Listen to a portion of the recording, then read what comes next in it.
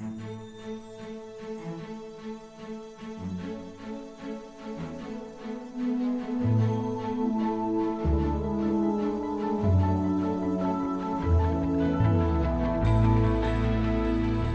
name is Sue Dulick. I'm on the board of the ICFRC, and I'm the host for today's program.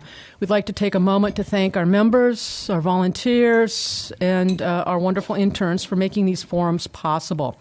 I also want to acknowledge our university and community supporters, the University of Iowa International Programs, the University of Iowa's Honors Program, the U of I Public Policy Center, the U of I International Programs, as well as the Stanley UI Foundation Support Organization for their crucial financial support, as well as today's special financial sponsors, Joyce Carmen Baldus, Conrad Schultz, and Mace and Kay Braverman.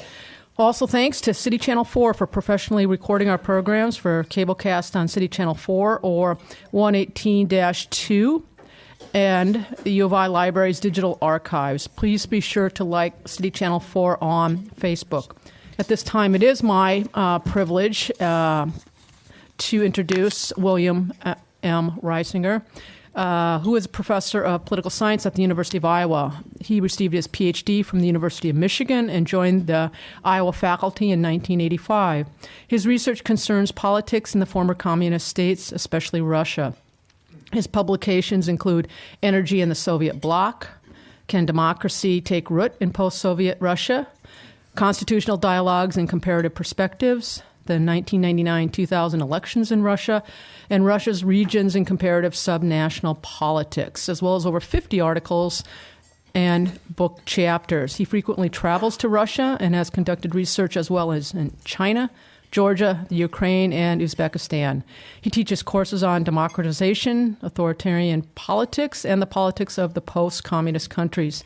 He's a former chair of the Poli-Sci department, and from 2003 to 2008 served as the University of Iowa's associate provost and dean of international programs. Please join me in welcoming Professor Bill Reisinger.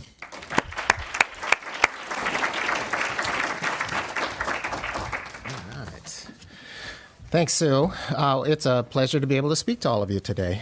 What I'll do first is tell you my answers to the question in my title. In terms of domestic politics, we should know why the year 2024 is on so many Russians' lips. We should know that the Crimea effect seems to be beginning to wear off. And in terms of Russian foreign policy, we should know that Russian leaders see themselves as facing a new security environment. And they're no longer working to try to establish partnerships with the United States going forward. And in this new environment, Russia is pursuing its priorities by moving even closer to China, taking advantage of whatever low-risk opportunities are available to weaken the United States and its European alliance. And they are also sparing no expense to upgrade the military might of Russia. So I want to say more about these points, but let me first show you a couple of pictures. I spoke to this forum in April of 2012, soon after Vladimir Putin had been elected to a third non-consecutive term as Russia's president. And in that talk, I showed you a picture that had been popular on the Russian internet after it was announced that then President Medvedev was going to step aside so that he, Putin, could step back into the presidency. And this was the image. Okay, so what made this a meme for Russians is that Putin's face is superimposed on a well-known image of Soviet leader Leonid Brezhnev, decked out in all the medals he liked to award himself. It was a way to suggest that Putin, too, was going to rule until his death, and like Brezhnev, long past the time when he had the energy or vision to bring the country out of its stagnation. Well, Putin won the 2012 presidential election and has subsequently won a fourth term of 6 years in 2018. And even not counting the time when he ran the country from the number 2 position between 2008 and 2012, that means Putin will soon have been in power longer than Brezhnev was. In that context, the recent development of artificial intelligence apps for aging and image of a face gave some Russian an opportunity to kind of show us a future Putin. So there you go, something we may have to start getting used to. For younger or more reform-minded Russians, a meme like this suggests that their country is destined to stagnate for some time to come. Yet, for many Russians, including those in the country's political, security, and business elites, what is scary is that Putin might not continue to lead the country. And so to explain why that possibility scares some people in Russia, I want to start with a quick sketch of Russia's political regime. And you can turn the lights back up now. And we'll look at the Kremlin instead. All right, so Russia is not a military autocracy. It's not a party-based regime like in China. It's not a theocracy like Iran. It's run by a civilian leadership headed by a single person. And in a personalist autocracy like this, all the political power centers are ostensibly united in their loyalty to the top leader. So the political system is supposed to operate like a pyramid leading up to that personal leader. Many of you have heard the term that is used in Russia to depict that kind of regime, the vertical of power. In reality, though, the appearance of unity depends on the leader successfully checking and balancing various factions who want to expand their power. In Russia, they like to refer to various organized interests as clans. The clans may be sectors of industry or corporations, such as Gazprom. They may be institutions, such as the military or the FSB, that is the former KGB organization. And by the way, Russia's various security-related bureaucracies, they have a number of them, they are in most cases bitter rivals to each other for influence. One scholar has commented recently that Putin's role as president of Russia is less important than his role as boss of the clans. Okay. Now, Putin's done this quite well on the whole. He's moved people around, he creates and merges agencies, and in doing so has succeeded in keeping a balance among the factions, and thus in making sure that he remains indispensable. But we should be cautious about attributing everything that happens in Russia to Putin's personal direct initiative. We need to keep in mind that the power vertical is a metaphor. It requires constant effort to keep the various fiefdoms in line with the Kremlin's preferences.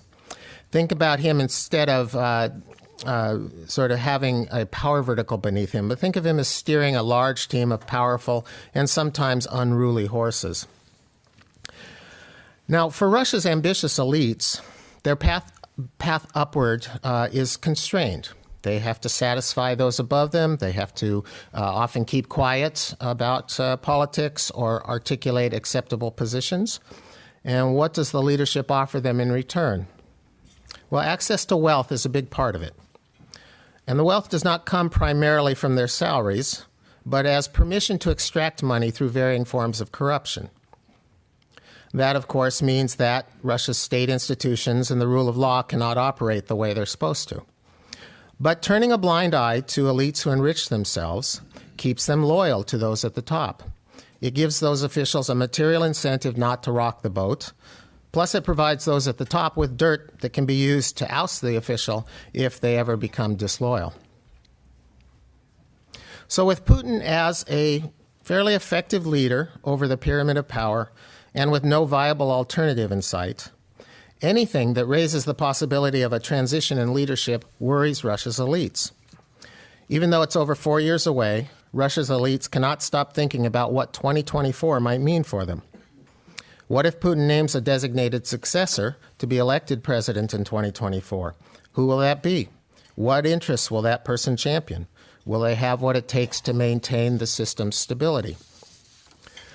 The most likely scenario many people believe is that Putin will find some way to preserve the Constitution while maintaining power, just as he did from 2008 to 2012. But he could also decide to scrap that clause of the Constitution and get himself named to be president for life. Given the uncertainty, elite groups have started trying to position themselves for possible post-Putin scenarios. Puzzling things are occurring now that seem connected to jockeying among Russia's political elite, like what happened in June of this year. A reporter named Ivan Galunov was arrested on blatantly trumped-up charges, right on the eve of the St. Petersburg Economics Forum, which is Putin's showcase to the world that Russia is open for business. Russia's own major newspapers condemned the police action, using "We Are Ivan Golunov" front covers. And eventually the Russian Interior Minister had to call for Golunov's release and admit that the police officials had planted evidence. So where do Russia's citizens fit in? As in many autocracies, Russian citizens are encouraged to stay well away from politics, except, I should say, during voting, right? They're encouraged to vote. In fact, factory directors often bus their employees to the polling place to ensure satisfactory turnout numbers. But that aside, Russians who promote oppositional views face punishment. So what do Russian citizens get from the regime in exchange for their staying quiet and staying out of politics? Generally, in autocracies, the social compact is that, in return for public support, the regime will provide societal stability and a normal life. Lower crime, rising standard of living, better social welfare programs, or some combination. And I think most Russians would say that they've received their end of this bargain under Putin. Russia's economy grew systematically until 2008, thanks in part to high oil and gas prices. Living standards improved, inflation was conquered, crime and the chaos of the 1990s were reduced significantly. The economy did sputter somewhat for several years after 2008, as did many countries around the world. And there were the large protests in 2011 and 12 caused by electoral fraud in the legislative election. And these things frightened the leadership and suggested that maybe the old social compact was getting shaky. But then came along a chance to refocus the social compact away from economic achievements alone. And that was the 2014 annexation of Crimea. Russia's greater assertiveness and its success at peacefully acquiring a chunk of territory that's filled with Russian speakers, plus the saturation of Russia's television with highly biased stories about the events, all these led to an upwelling of patriotic pride, which has lasted for years, which is a long time in a political cycle. Russia's Levada Center polling firm conducts monthly surveys of approval for Putin's job performance. From March 2014 to April 2018, the proportion approving was at or above 80%. But Russia's economic stagnation and continued high elite corruption have caused an uptick in protests of various sorts throughout Russia. Also in June last year, right as the World Cup was about to begin in Russia, the government announced that it was raising the age at which Russians could get their pensions as a way to keep the pension system solvent. This change was deeply unpopular among Russians. Putin's popularity level dipped by roughly 15 percentage points to pre-Crimea levels, which is still not terrible at the mid-60s. Other surveys more recently are showing even lower levels of support. A survey conducted in August of this year found only one-third of the respondents would vote to re-elect Putin, and 49%, and only 49% approved of his performance. A different series of polls includes a question asking Russians to name politicians they trust. They have to volunteer the name, so it's not provided for them. They have to actually say it. In November 2017, though, 59% mentioned Putin and listed him as trustworthy. Not long after those pension reforms in 2018, the figure on trust in Putin for the same question had fallen to 48%. In the latest poll, released just earlier this month, that had fallen still further to 39%. So poll results like these are, at best, tea leaves. They do not provide straightforward insights into the future. They indicate that among Russians there is growing disgruntlement. But that's far from the kind of anger that would feed large-scale protest movements, especially outside of Moscow. Even so, the decline in Putin's popularity over the last year or so does matter. That popularity level has been important for his ability to manage elite politics. It's part of why he can remain the indispensable kingpin.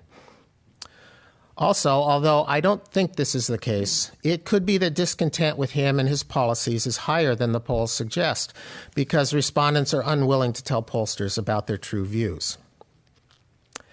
This may be why this year has seen a turn toward heightened repression of opposition politicians and of citizens who participate in demonstrations.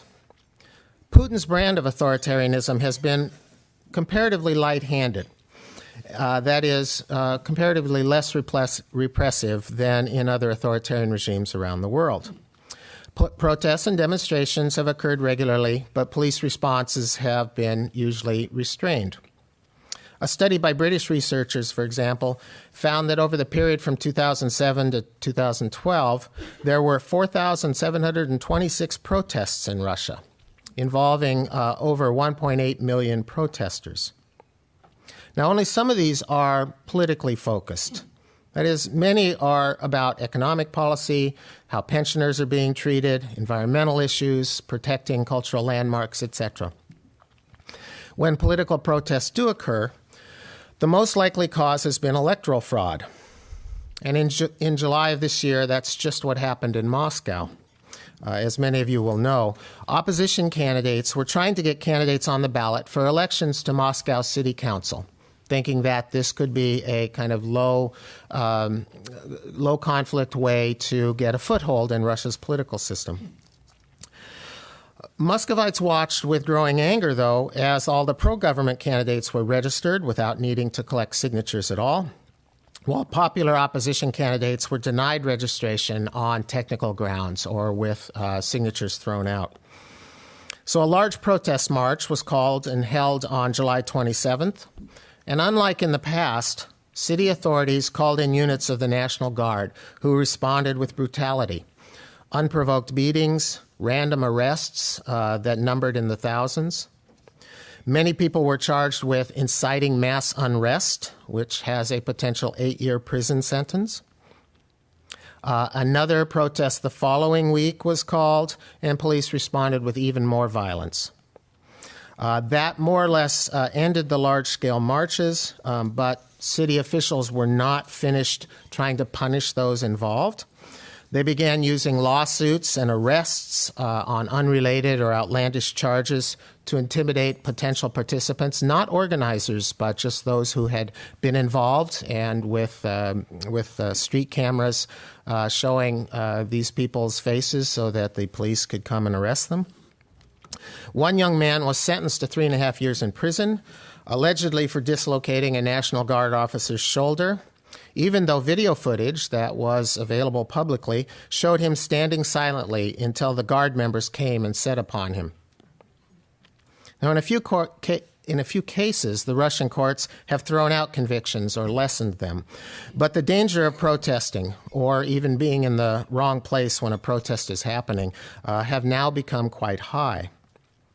The Russian leadership is sending a signal that it will not allow the public to mar its plans for getting past 2024, whatever those plans turn out to be. And abandoning the former light hand that had characterized Putin's authoritarianism seems to be a decision that's been made, but it is one that carries some risk, since it also makes clear that the regime is, at least to some degree, worried about the public. So with the approach of 2024 causing turbulence among Russia's elites, and with the post-Crimea high in public opinion seeming to wear off, the Kremlin's options for navigating the coming years will be influenced to some degree by the level of world energy prices. Over the last 5 years, oil and natural gas prices have rebounded from the very low levels earlier in the decade, but they've not been high enough to meet all of Putin's challenges, which would include continuing large military investments, sponsoring showcase sporting events accompanied by massive corruption to line the pockets of Putin's friends, preventing the pension system from going bankrupt without having to raise the pension age, which he was not able to do, or investing in modernizing the economy so that down the road citizens could have a higher standard of living. Now, they have managed the macroeconomy well in many ways. They have no national debt, and they have a stockpile of cash available to protect themselves from future problems that might arise. But the microeconomy is lousy. Business productivity, citizen standard of living are stagnating or even declining.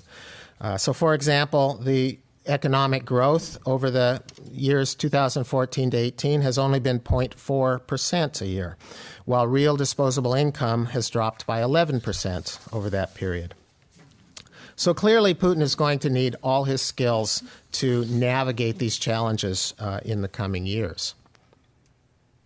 So now let me switch to foreign policy, where the story is, in fact, rosier for Russia's leaders.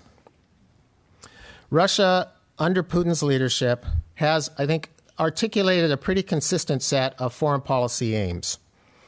They want to be considered one of the world's major powers. They want that to be in a multipolar world order that is governed largely by agreements among the major powers rather than by abstract liberal norms. And in recent years, as Russia's leaders have tried to pursue these aims, they have become increasingly convinced that the U.S. wants to undermine Russia, that areas of mutually beneficial cooperation are almost gone, and that this will not change anytime soon. Although the current U.S. president seems at times like he wants better ties with Russia, and of course Russia was very thrilled when he got elected instead of Hillary Clinton, he has turned out to be too erratic and to have too little control over Congress's Russia policy. So, kind of ironically, Trump's election has frustrated Russian leaders and convinced them that they should give up looking for ways to partner with the U.S. in the foreseeable future. Instead, Russia has been creating a new framework for its foreign policy. One major result of Russia's disillusionment and search for a new framework of foreign policy is that they have deepened even more their ties with China. These two countries' cooperation picked up steam from 2014 on, but it mostly played out in terms of diplomacy and trade, especially energy trade. So China has become a much more important customer for Russian natural gas. Recently, however, we've seen a substantial rise in military cooperation. They conduct annual land and naval drills. Russia has contracted to sell more advanced weapons to China, and they are collaborating in the development of new arms.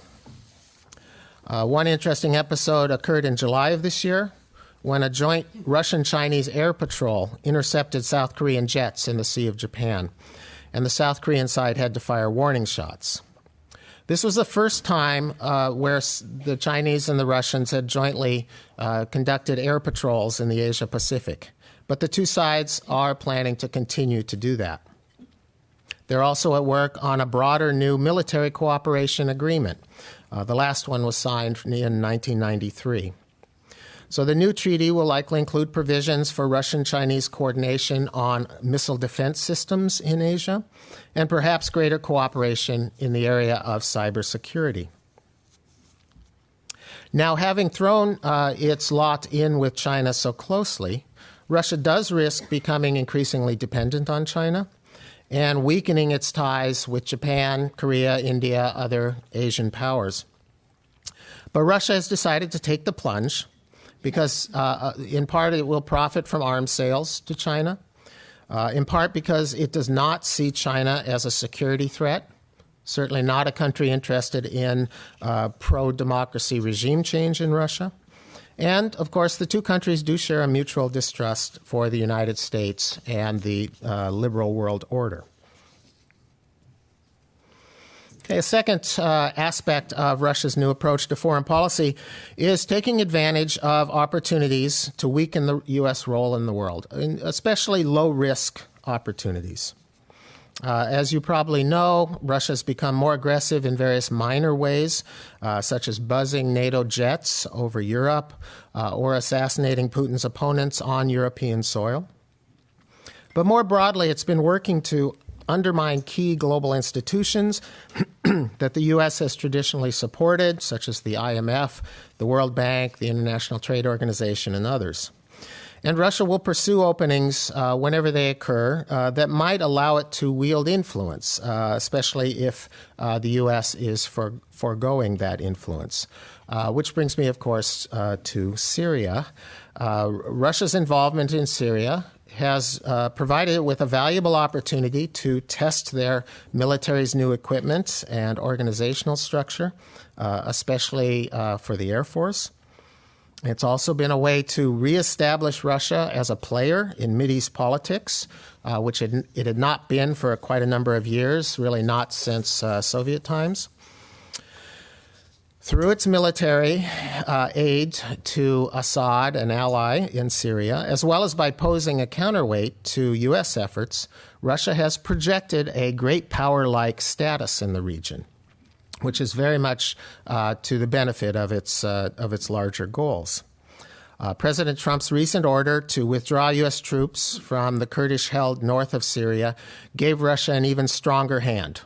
Not one without increased risks and complications, but I think the agreement we saw on Tuesday between President Putin and Turkish leader Erdogan shows that Russia has now become a key influencer in a way that the United States used to be.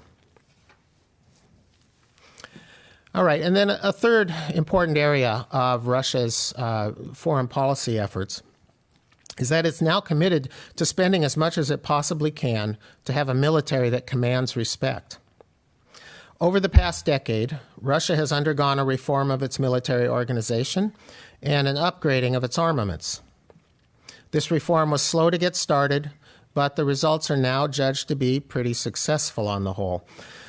More professional soldiers and fewer draftees now staff Russia's combat units, which is pretty helpful if you know anything about the quality of Russia's draftees in the past and the treatment of them.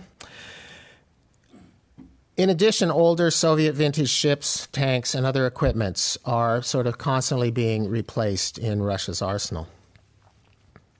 But perhaps the most notable area of military enhancement involves strategic nuclear weapons. By strategic, what I mean, of course, are ones that can be delivered a long way away from the home country's territory. So intercontinental missiles, for example. Before I mention these new weapons, let me just remind you of some context.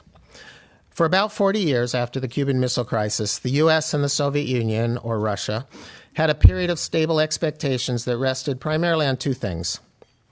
First, both sides' arsenals emphasized weapons that could survive a first attack a first strike from the other side. So the country being attacked would have the ability still to retaliate. And since no sneak attack could thus possibly work, neither side would be tempted to start such an attack. Secondly, a series of measures was put in place to reassure each other that no attack was in the offing should some sort of crisis develop. So, for example, the so-called hotline phone to allow countries' leaders to communicate was part of this. The Anti-Ballistic Missile Treaty of 1972 was very important because both sides pledged not to put in place defenses against the other side's missiles. To remember, the key thing in that approach to stability was that any country that was attacked would be able to retaliate. So the ABM Treaty, by preventing missile shields, was designed to increase the two countries' security. There were also a variety of other channels of communication, and in more recent treaties, such as the 1987 INF Treaty and the 2009 New START Treaty, there were inspections and information sharing agreed to. And that would allow both sides to communicate and understand and hopefully feel less pressure to perhaps launch an attack.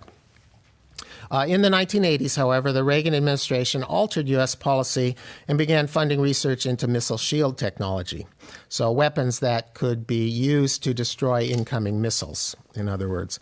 So this was not, in fact, practical in the 1980s, but the technology did improve, and George W. Bush ended U.S. participation in the ABM Treaty in 2002 in order to allow the U.S. to continue work on the technology and to begin establishing regional missile shield systems.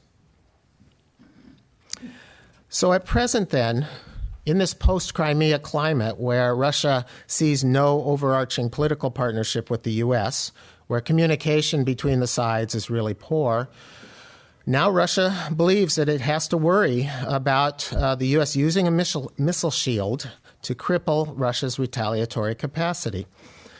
So Russia has begun working hard to develop and implement several new strategic nuclear weapons. Some, although not all, are meant to strengthen their retaliatory capability in light of the U.S. posture, and thus, on the whole, can work to boost stability. But let me mention what those are.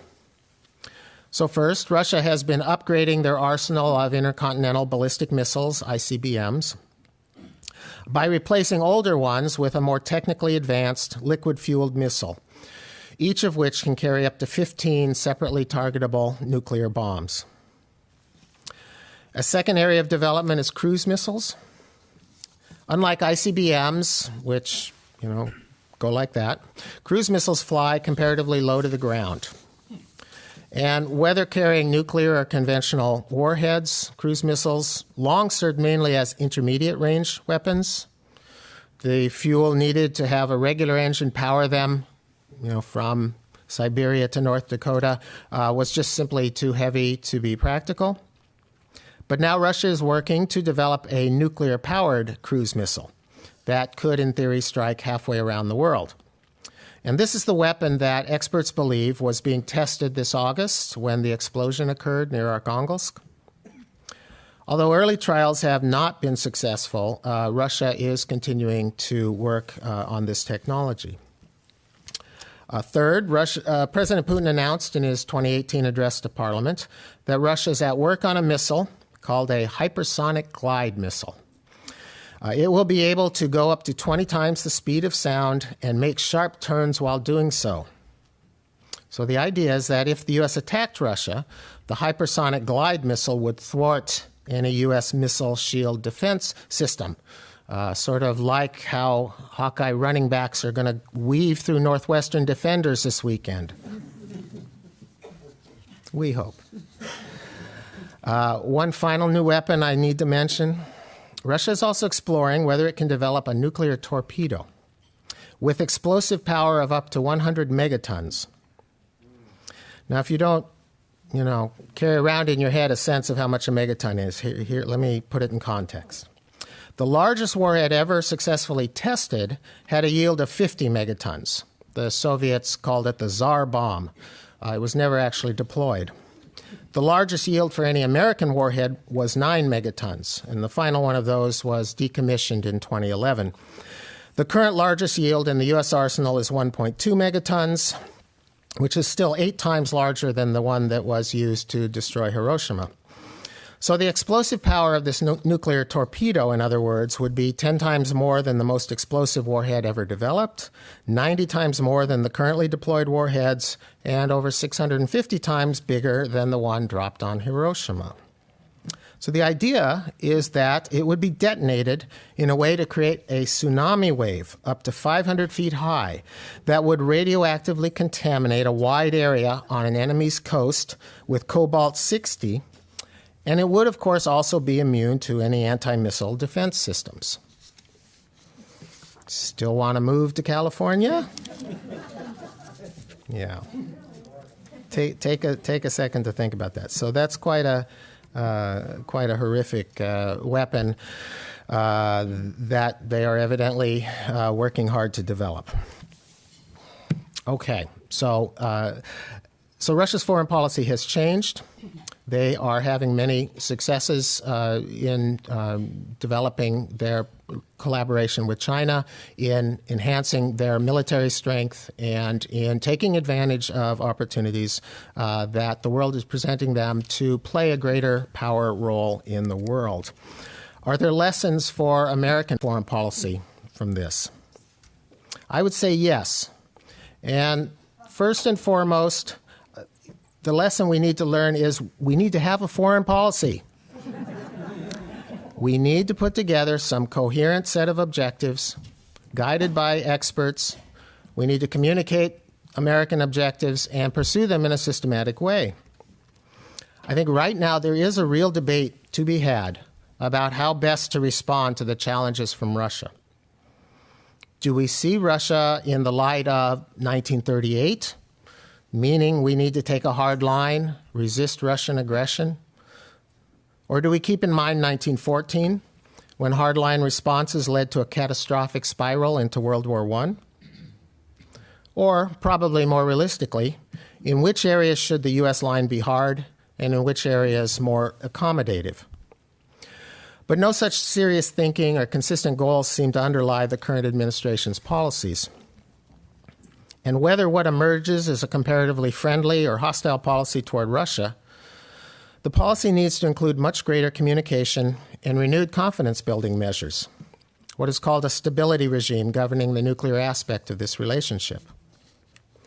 Some of what we had in that regard was lost when the INF Treaty came to an end earlier this year. And even more important processes may soon end because President Trump has no interest in renewing the New START Treaty of 2009 that President Obama signed. So in the current environment, we face way too high a risk of an unintended catastrophe. So on that rather dismal note, I want to say thank you for your attention.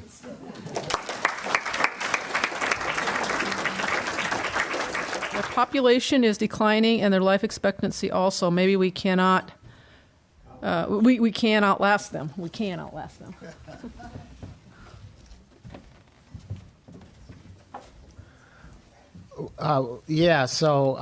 No, I don't think we can. It's not declining at that rapid a rate. What's very interesting, I think, about Russia's recent foreign policy successes and its ability to project itself as a major power in the world, in places like Syria, Venezuela, and in a variety of other areas. One of the things about it is that Russia does not, in fact, have most of the attributes of a major power. It's not close to the United States and China in terms of population, in terms of economic power, and in other ways. It seems to be a country where it should be faltering on the world stage, but it's not. And I think partly that is a reflection of the fact that the population has rallied around the leadership. To the extent that that support for Putin and his policies declines, though, the ability of Russia to sort of take advantage of its opportunities will go down. So it's not a sure thing. And it, of course, also is partly built into Russia having a seat on the United Nations Security Council and in other ways kind of being woven into the major power group in that way. But yeah, its economy should really be stronger for it to live up to what it wants to be. And yet it's kind of managed to kind of go along, and it has these new techniques to keep itself relevant.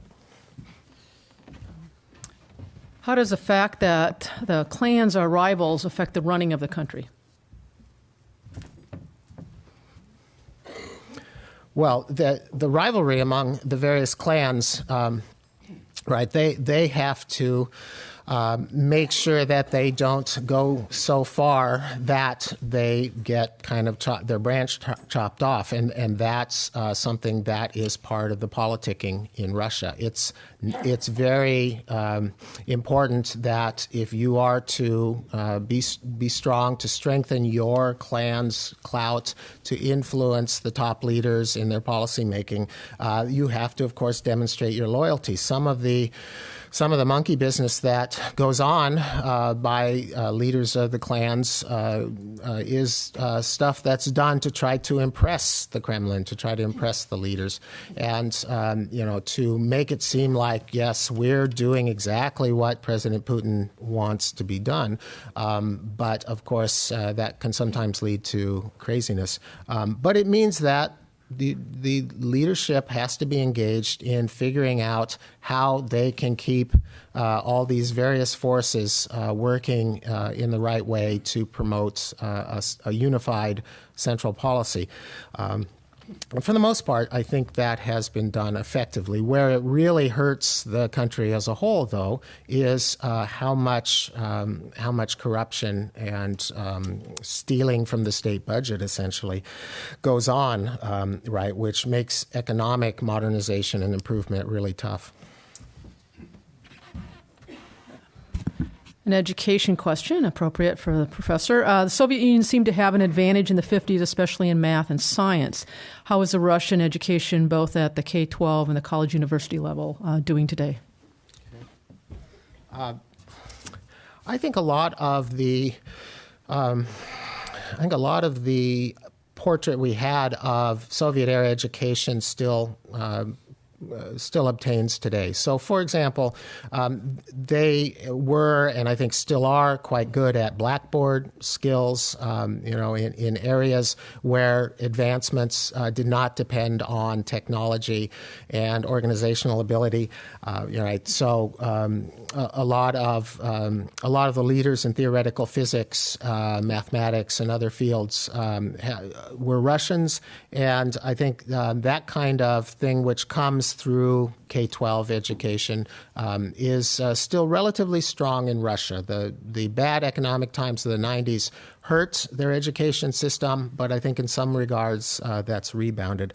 But there's still no sign that they have the capability to create a really good R&D system and all the kind of technological, legal, and organizational things that go into creating Silicon Valley and the many, many, many other types of ways in which modern innovation has to work.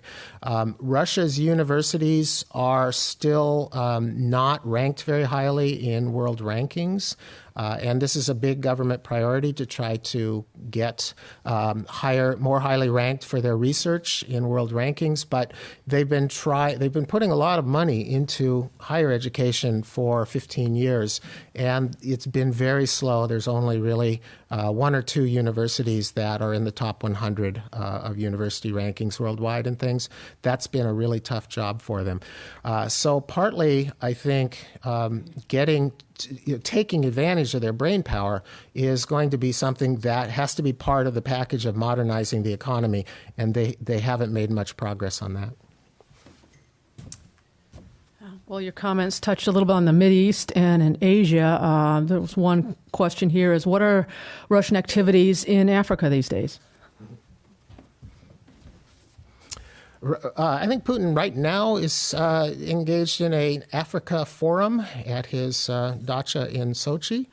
And so, it seems like last couple of days and even this morning, the Twitter is full of pictures of him shaking hands with various African leaders. So he's very interested, Russia is very interested in strengthening its position in Africa. Right now, China is the country that has the most strong and proactive foreign policy in Africa. And so Russia and China being friendly, that gives Russia a chance to do things in Africa in a collaborative way with China that it might not be able to do otherwise. But in a sense, it's China that's going to have the upper hand in Africa, and I don't see Russia getting too much influence in Africa, because the way China's doing it is to pump in lots of money and build things, and that's really not Russia's forte. A couple of military-related questions. First, there's always talk, at least in the press, that the Russian government is scared that the United States will invade and so on and so forth. But what about the Russian leadership? Do they really see that as a legitimate concern, or is that just all for PR purposes?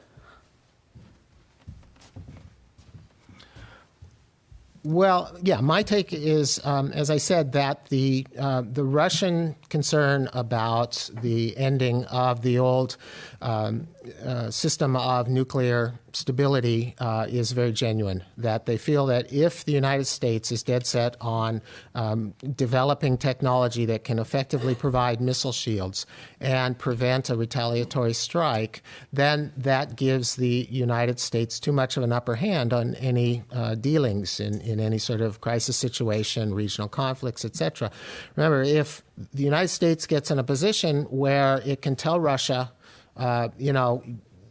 we can strike first in some way, or we can do X, and you can't retaliate because of our missile shields, then Russia will feel like it's a victim of blackmail, like it's now prostrate before the United States, and that will put Russia in an untenable position. So what they're working on is not the assumption that the United States has any current interest in attacking Russia per se, but that they have to have ways to bust any missile defense system down the road so that they're never in a position of having to give in to those kind of problems.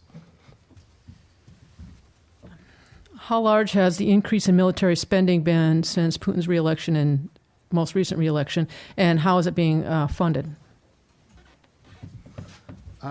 So I don't have the exact figures on that, but compared to the period in the 2000s, for example, I think it's gone up rather significantly. So it may have doubled or more. So they're really putting a lot of money into this. In terms of where it comes from money that the state budget receives through the sale of minerals abroad, primarily, so oil and natural gas things. So as the oil and natural gas prices rebounded over the last few years, not to the high heights they were at, say, a decade ago when oil was over $100 a barrel, but now better than when oil fell to under $40 a barrel. Right, so it's usually somewhere in the 60s right now, if I recall correctly. That's been high enough to allow them to garner quite a bit of cash for the state budget, and then they dole it out, right, in various ways, and the military share has grown quite a bit. Will Russia try using face recognition cameras and software? And also, what is the Russian government's attitude toward the internet? Yes. So Russia, for a long time under Putin, as part of this kind of, not heavy-handed version of authoritarianism, had allowed the internet to be a place where those who were more Western-oriented, more critical of the regime, perhaps, could get news and could communicate with each other and vent their grievances. And the strategy was, let's let those eggheads, go onto Twitter or Facebook and, the Russian versions and talk amongst themselves, and we don't care, right? We control all the television channels, and that's what most normal people watch. That's what our base watches, and so we don't care what goes on in the internet. And it now seems that that's changing. Right. Again, as part of this more general tightening up, there's more crackdowns on a couple of the media outlets that had been able to publish some critical things. There's now real interest in Russia in changing the internet into something that the government can control. In other words, the greater ties with China are helping Russia see an alternative, which is state control over the internet in a real systematic way. They now, you may have seen this, they are working on the capability to shut off all outside internet traffic and have what they call the RUNet, which means the inside Russia only internet. And so they're thinking about having like one day a year where they shut off all traffic from outside the country, and just you can look up a website if it's based on a computer inside Russia. You can't if it's based somewhere else, so that the government could, in the case it wanted to thwart protests or something, it could control it. In terms of facial recognition, I have to think, yes, Russia is going to be very interested in that. Like all, I think, places around the world, closed-circuit cameras are now ubiquitous in Russia's big cities, and so certainly they're going to want to have that technology available to them. And it fits, right? It gives them the ability to use the video to track down people that they see as opponents and arrest them and punish them. A couple of questions regarding the relationship to Putin and our presidents. First, Putin has experienced now both Obama and Trump. Assuming what he prefers is not good for the United States, do you think he prefers an Obama type or a Trump type leadership?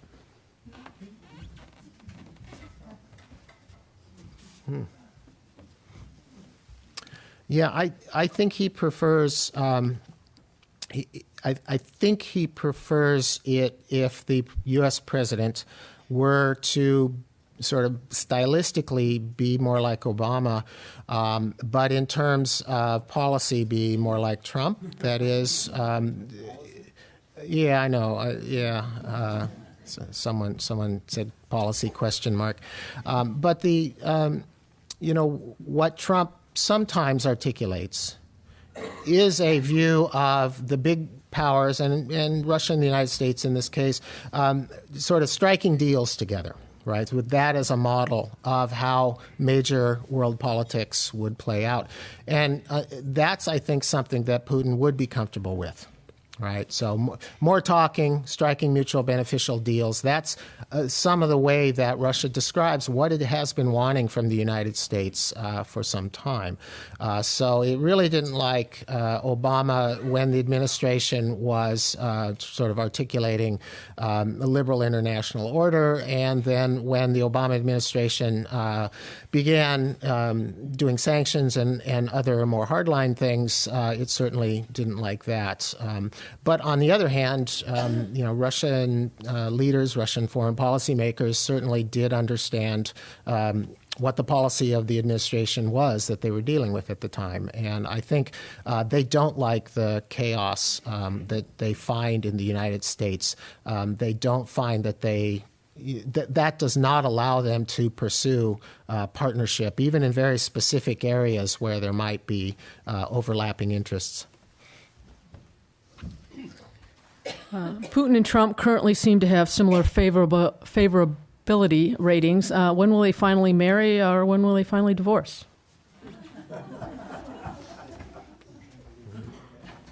Yeah, I think that my previous answer covers that. It's a complicated thing. I think that Putin is not unlike other world leaders, but he's a smart guy, and he's figured out that if he says pleasant and complimentary things to our president, that sort of greases the wheels a lot. And so they're going to be very complimentary to each other in public, I suspect.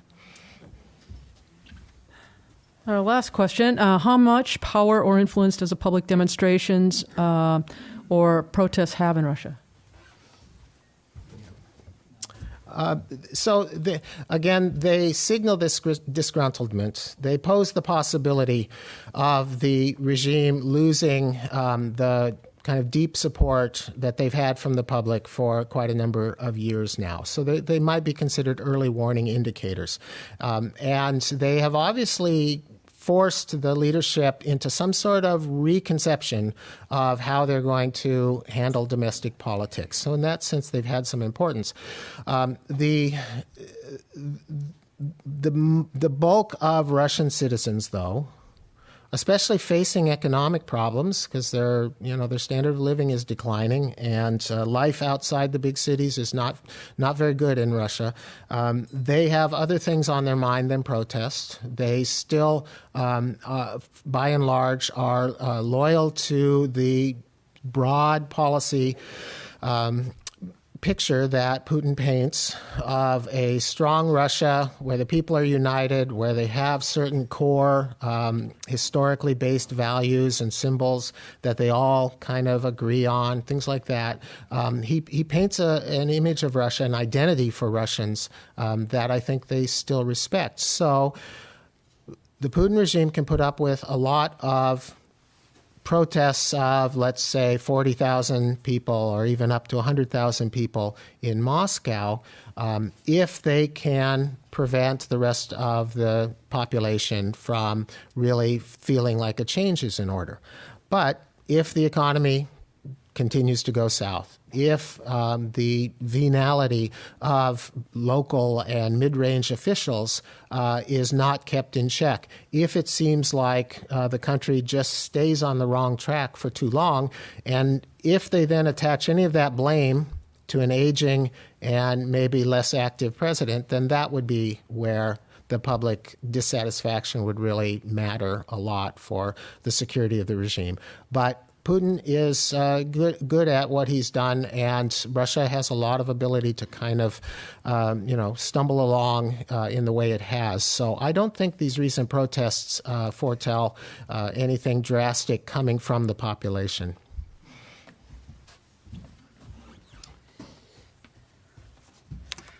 We've now concluded our program. I want to give a big thank to Bill for his wonderful presentation.